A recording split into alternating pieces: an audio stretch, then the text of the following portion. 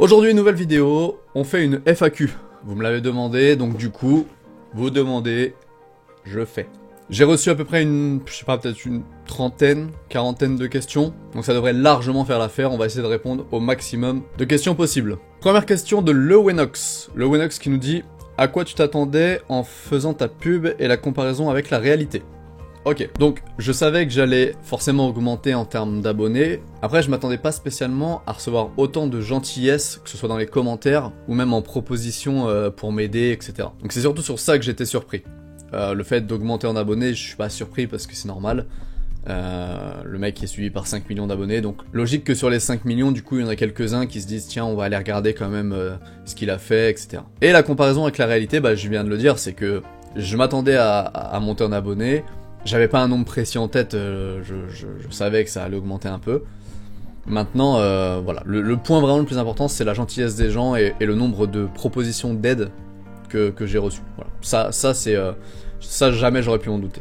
Deuxième question de Animal Flyer. Quand tu présentais ta partenaire et ton enfant sur YouTube? Alors, déjà on va décrypter, je pense que c'est comptes-tu présenter ta partenaire et ton enfant sur YouTube? Et la réponse est catégorique, c'est non. Je ne montrerai personne d'autre de ma famille sur YouTube. Vous avez déjà vu une de mes enfants, j'en ai pas qu'une, mais ça s'arrête là. Vous verrez personne d'autre, je referai pas de vidéo avec les enfants, je referai pas de vidéo avec ma compagne, je ferai de vidéos tout seul ou accompagné de personnes du métier. Mais, ou avec vous dans la rue ou quoi que ce soit. Mais ma famille, on la laisse de côté. Question suivante, on a une question de 67 armes 777 qui nous dit, penses-tu faire des vlogs? Alors, donc est-ce que j'aimerais faire des vlogs? Oui, j'aimerais faire des vlogs. Dans l'idéal, c'est quelque chose qui m'intéresse. J'en ai déjà fait un que j'ai posté sur la chaîne et ça m'a beaucoup plu. Maintenant, le problème, c'est que j'ai pas l'impression que vous, ça vous intéresse plus que ça. Donc, j'en ferai si jamais l'opportunité s'ouvre à moi et que ça me plaît. Mais ce sera pas forcément le truc le plus présent sur ma chaîne étant donné les retours qu'il y a. C'est-à-dire que vous avez, pour ceux qui l'ont regardé, vous avez aimé en tout cas la vidéo et le montage, etc. Mais à côté de ça, elle fait très peu de vues comparé au reste. Donc, parce que oui, le but ça reste de faire des vues sur une vidéo, même si je m'attends pas à faire des millions dessus. Mais une vidéo résumée de film fait 2-3 000 vues, celle-ci elle en fait 400. C'est dommage, surtout qu'elle est hyper intéressante. Donc, vlog, oui ça m'intéresse, mais ce sera à petite échelle.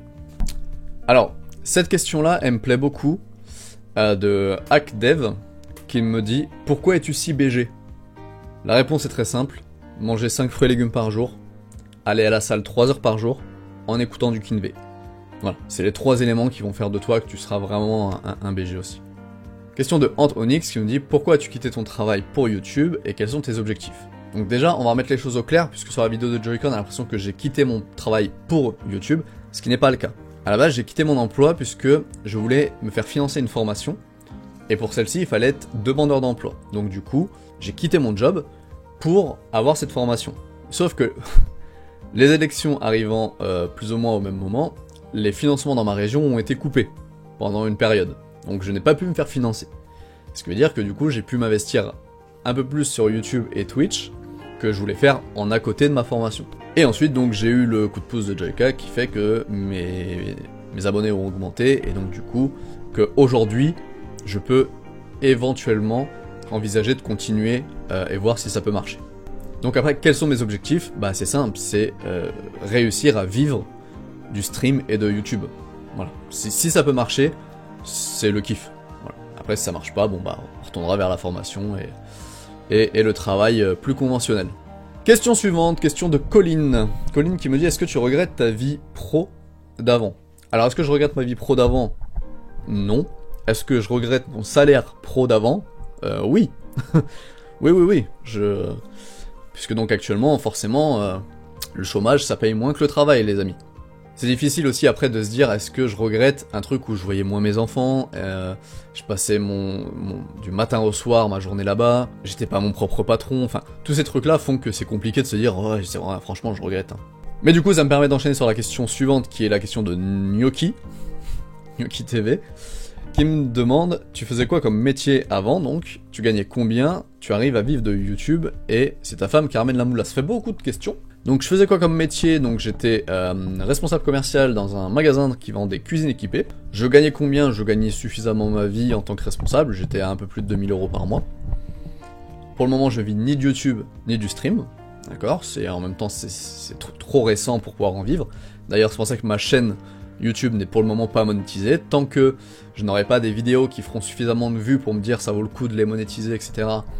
Je vais pas monétiser ma chaîne et vous mettre des pubs pour 500, 1000, 200, 2000 vues. Enfin, ça sert à rien. Et est-ce que c'est ma femme qui ramène la moula? Ma femme travaille, donc elle ramène de l'argent, mais à côté de ça, j'ai aussi une source de revenus, donc c'est équitable.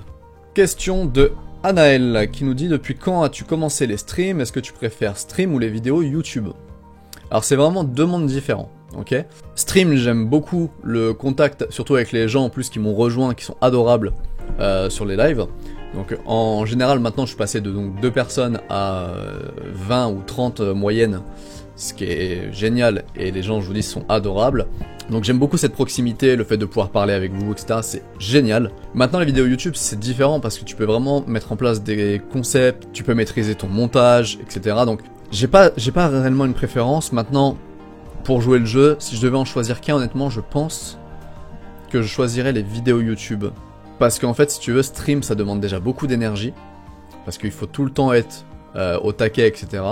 Tu peux pas t'arrêter de parler, enfin c'est compliqué le stream. Et c'est hyper fluctuant, c'est-à-dire que selon ce que tu vas proposer, si t'es pas une personne reconnue, on va dire, tu vas peut-être te trouver avec seulement 10 personnes un soir, et puis 40 l'autre, et c'est compliqué de garder la même régularité. Donc si je devais regarder qu'un, je garderais les vidéos YouTube, parce que vraiment c'est là où on peut, enfin moi je trouve, s'éclater un maximum en proposant des choses. Les vidéos elles peuvent être vues aujourd'hui, demain ou dans 15 jours, c'est la même chose, alors que le stream, si t'es pas là, bah t'es pas là, en fait. Il y a les rediffs, c'est sûr, mais c'est moins fun que quand tu participes. J'espère que c'est clair. Question suivante, question de Santoche, qui me dit: ça va? Comptes-tu engager des monteurs et des graphistes gratuitement? Alors, déjà, est-ce que ça va? Oui, ça va très très bien, merci, j'espère que toi aussi. Comptes-tu engager des monteurs et des graphistes gratuitement? Alors, les monteurs, pour le moment, c'est non. Je préfère vous le dire, ne m'envoyez pas de demande est-ce que je peux être monteur ou quoi que ce soit. Même gratuitement, pour l'instant, je préfère largement garder le contrôle de mes montages, même s'ils sont pas suffisamment dynamiques ou quoi que ce soit pour certains, que ça fait pas assez pro ou peu importe. Je préfère garder vraiment le contrôle et proposer ce que j'ai envie de proposer. Pour l'instant, c'est... Et puis, j'ai pas la nécessité. Les graphistes, par contre, c'est différent. Je suis déjà en contact avec certains. J'aime pas le truc gratuitement parce que idéalement je préférerais payer les gens, mais effectivement je suis pas en mesure de le faire, donc merci aux bénévoles qui me proposent leur aide. Mais les graphistes, oui, j'en ai besoin, j'en ai certains que j'ai déjà contactés qui sont en train de me designer des choses pour améliorer la qualité des streams, des intros YouTube, des outros, etc. Donc c'est en cours, ça va arriver, j'espère le plus vite possible, mais en même temps je vais pas mettre la pression à des gens que je ne paye pas. On reste sur Santoche qui m'a posé plein de questions d'ailleurs, donc est-ce que t'as des projets pour 2022? Donc, 2022, en fait, mes seuls projets, j'ai pas des projets faramineux. C'est pas parce que j'ai pris 12 000 personnes en très peu de temps que ça y est, je vais me lancer dans des projets de fou. Par contre, voilà, mon projet c'est simplement de continuer à produire du contenu, que ce soit YouTube ou en stream, pour faire en sorte que ça fonctionne et que je puisse idéalement me dégager un salaire et vivre de ça le plus rapidement possible, mais ne mettons pas la charrue avant les bœufs. Oui, c'est ça. Hein. Et on termine les questions de Santoche qui me dit: Marvel ou DC, t'es le meilleur? T'es le meilleur, j'essaye. C'est pas facile tous les jours. Et Marvel ou DC, ça dépend dans quoi on parle. Si on parle au cinéma, bah Marvel, ils ont une autoroute, hein, c'est bien plus qualitatif que DC. Maintenant, si on parle personnage, en réalité, moi Marvel, hormis Spider-Man que j'aime depuis tout petit, il n'y a pas réellement de super-héros Marvel avant la saga cinématographique que j'appréciais plus que ça. Vraiment, moi, il n'y avait que Spider-Man, le dessin animé, etc. Après, tout le reste, bah, j'étais plus Batman, Superman, etc. Donc, Si on parle comics, personnages en eux-mêmes, je préfère les personnages de DC que je trouve, enfin voilà, Batman il a une classe, etc. incroyable. Maintenant si on parle au cinéma, bon bah Marvel sont clairement au-dessus, hein, ils ont une longueur d'avance. Même si les films d'ici, certains sont beaucoup trop sous-cotés, genre Batman vs Superman, sous-coté de ouf, Justice League, Snyder Cut, sous-coté de ouf. Nouvelle question de Popol. Vas-tu sorti de ta zone de confort maintenant que tu as d'abonnés faire de nouveaux concepts par exemple? Les gens, faites un effort s'il vous plaît. Moi aussi je fais des fautes d'orthographe, mais essayez d'avoir une phrase sujet, verbe, complément quoi. Donc, est-ce que je vais sortir de ma zone de confort maintenant que j'ai plus d'abonnés et faire de nouveaux concepts? Alors, c'est dommage parce que c'est une bonne question. Est-ce que je vais sortir de ma zone de confort? En même temps, j'ai pas l'impression d'avoir une zone de confort. C'est-à-dire que vraiment, c'est pas comme si j'avais un concept phare qui marchait incroyable et que je faisais que ça. Donc, j'ai pas de zone de confort, donc je vais tester des trucs. Je vais tester des trucs au fur et à mesure, voir ce qui plaît ou ce qui plaît pas. La preuve, c'est maintenant que j'ai plus d'abonnés, je vous ai proposé donc un vlog sur ma chaîne que je ne comptais pas sortir avant d'avoir autant d'abonnés, et elle ne fonctionne pas tant que ça, comparé à un résume-moi, etc. que j'ai proposé juste avant. Pour continuer déjà de grandir, on va rester sur les concepts qui visiblement marchent, et proposer de temps en temps des petites nouveautés. Et on va essayer de pas trop s'éparpiller avec un concept par semaine ou par jour, déjà parce que j'ai pas suffisamment d'idées pour ça, et parce que du coup tout ce que je propose ne plaît pas forcément. Ou ne marche pas forcément, plutôt. Question de Liramel54 qui me dit... Putain, qu'est-ce qui, les gars, qu'est-ce qui t'a donné envie de stream? Quand as-tu décidé d'en faire ton métier? Qu'est-ce qui m'a donné envie de stream? Tout simplement que bah, j'avais les possibilités de le faire, c'est-à-dire que j'ai un PC qui tient la route, j'ai quasiment toutes les consoles, j'ai un décor, j'ai une bonne connexion, enfin bref, tout est réuni pour qu'il n'y ait pas de problème pour que je puisse stream.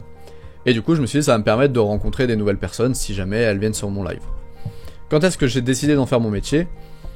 Alors, j'ai toujours rêvé que ça puisse marcher. C'est-à-dire qu'un jour, je sais pas, je lance un live et je sais pas pourquoi, il y a 4000 personnes. Et que du coup, je me dis, waouh, ça y est, je suis le nouveau Gotaga et let's go. Mais ça marche pas. Ça marche pas comme ça. Donc, pour le moment, j'ai toujours pas décidé d'en faire mon métier. J'aimerais que ça le devienne. Encore plus maintenant que j'ai eu le coup de boost de Jordan et que vous êtes un peu plus nombreux sur mon live. Mais je veux pas me faire d'illusions maintenant et me dire c'est bon, je vais pouvoir en faire mon métier ou quoi. On est encore que 20 ou 30 sur le live. On est beaucoup plus sur YouTube, mais en même temps, tout le monde ne regarde pas les vidéos. Hein. C'est pas parce que j'ai 12 000 abonnés ou 13 000 abonnés bientôt que j'ai 12 ou 13 000 vues assurées. Non, on le voit sur les vidéos, c'est pas du tout le cas. Donc pour l'instant, je me fais aucune illusion.